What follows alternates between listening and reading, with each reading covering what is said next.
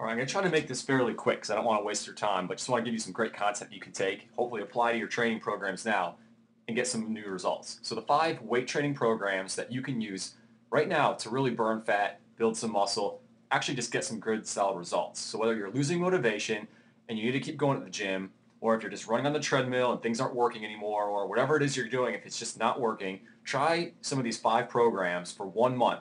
Really keep an eye on that mirror because I bet if you really do keep it going for 1 month, you're going to see some good drastic changes, and they can happen that fast. All right, so out with the old and in with the new. If you've been doing the same workout for over 4 weeks or up to 4 weeks and maybe long beyond, so I'm sure a lot of you have been going for a couple of years if you've been sticking with the gym that long, or at least a couple of months doing the same thing over and over again. It's not working. That includes running on the treadmill. That includes running outside. You need to make a change. You need to do something different to not only keep things fun and exciting, but to get some results. If you're bored with your workout, it's time for a change. So even if you just started, or if you've been going for a long time and you're kind of getting bored, you're not really seeing the results, or you're just like saying, this isn't worth it my time anymore, I just want to get out of the gym. Well, it's time to make a change and make things fun again so you can get in, get out, get the body you want to do. That's the whole purpose for working out in the first place, right? So if you've been working out for more than a month and you've not seen any results, it's time for a change. So I'm assuming that pretty much will mean everybody. If you haven't been seeing the results, you've got to do something different. It's the only way you're going to actually get any kind of change. Give these weight training programs a run and see what happens. Simple as that. Try them for a month, like I said, and see what takes place. All right, the boring normal progression. This is something that pretty much we've all seen done. We've probably all experimented with it before. One set followed by another set until you're done with your sets. So let's say you're doing lunges. You do 10 lunges or 8 lunges or 12 or 15 lunges, however many reps you need to do. You're going to rest for a minute, maybe 2 minutes. Do another set, rest for a little bit, do another set. Very simple, very linear progression. Very boring actually too. But typically people do 3 sets of 10, but you're going to do this no more because that is a huge mistake. 3 sets of 10 is probably one of the biggest fitness myths out there. You can definitely learn to change that around and do a certain amount of sets with a certain amount of reps to achieve your particular goal. We could teach you to do that. Great for beginners though, to practice form. When you're just getting into the gym and you're just going to start trying to do weight training, it's really important to work on your form because that's really going to impact the rest of your results from now on. So actually normal progression is a great way for beginners to just practice their form, learn to get their body going and moving in those different methods in different directions so that when they do start pushing the weight barriers and start pushing the rep barriers, it's a lot easier for them to do and they're not going to get any kind of extra pains or anything, quote-unquote growing pains. So it's really, really important. And if you're training properly and most efficiently, you'll probably never use this type of program. So if you are kind of pushing through the beginner barriers, you're never really going to go back to a linear program like this. We're going to be using a whole bunch of different programs, which we'll talk about right next. So ratchet up your results with supersets. A superset goes from one exercise straight into another, usually completely different exercise. Well, usually it is completely different, though it may work the same muscle group. So depending upon your goals, you can either work the same muscle group or a different muscle group. The kind of little underground fundamental rule is if it's the same muscle group, your goal is to build muscle. If you're working different muscle groups in a superset, you're going to be burning fat.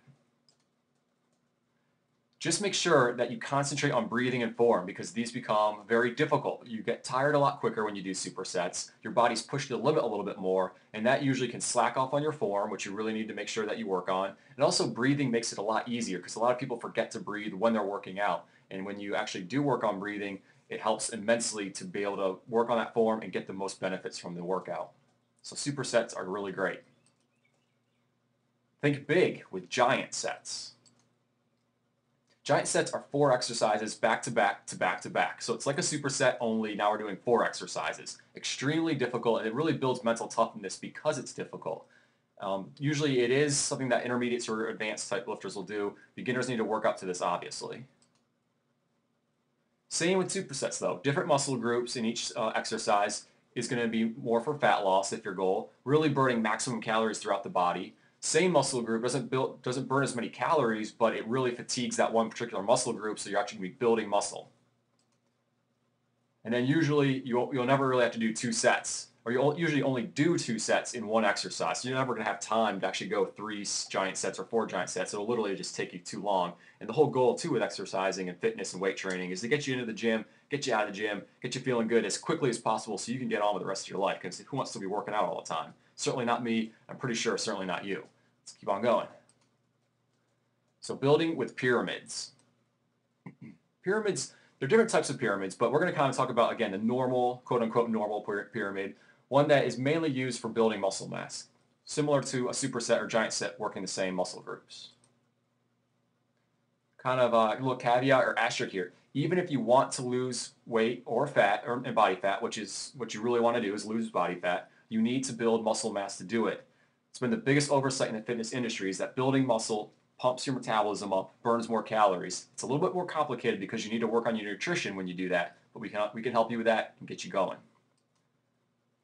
You start with a lot of reps, build from one rep to the next rep. So for example, you start with 15 reps at a certain weight, then the next set you're going to do maybe only 8 reps at a certain weight, and then 6 reps at a certain weight, and then 1 rep at a heavier weight. So the weight goes up, the reps go down.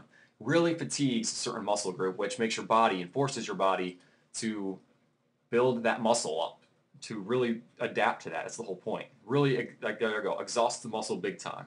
So as long as you feed the body correctly, again with nutrition, you can build that muscle mass, see some amazing results really quickly. And the great thing about it is, one of the other biggest fitness myths is when you build muscle, your body's not designed to go huge and big like you see a lot of people. So whenever you see somebody complaining on an infomercial or on a website that, oh, weightlifting made me huge, blah, blah, blah, it's because they don't know what they're talking about. They took some kind of illegal substance, or they're just trying to sell you some spreading bad news. They just don't know any better, really. Let's keep on going.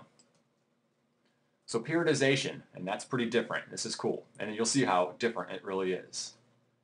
So different weights and different amounts of reps with each set. So you can go, so you're doing one set at 8 reps, the next set at 15 reps, the next set at 6 reps, the next set at 2 reps. Really varying that, but not only do you do that, but you vary the amount of rest between each set. So you may rest for a minute, rest for 30 seconds, rest for 2.5 minutes. Really also depends on the amount of weight that you're lifting during that current set. The heavier the weight, lower the reps, the more you're going to want to rest to give your body a chance to build the rest itself so it can come back and actually perform the workout. The goal with, again, normal or linear periodization is to keep pushing the body so that it's constantly playing catch up. It's constantly building and learning how to lift this new weight.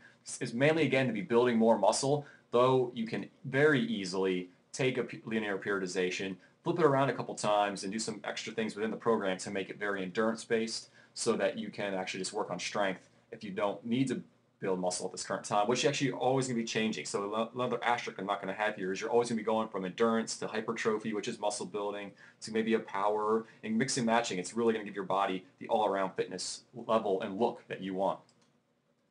So how can you learn more? These are just 5 of the many programs available, and each one of these programs even breaks down further. So periodization has many different types of periodizations. So does pyramids, and so does supersets, and even normal can actually break down further. Really, there's an infinite amount of different ways you can set up a weight training program, so it's really important that you need to know how to do it properly.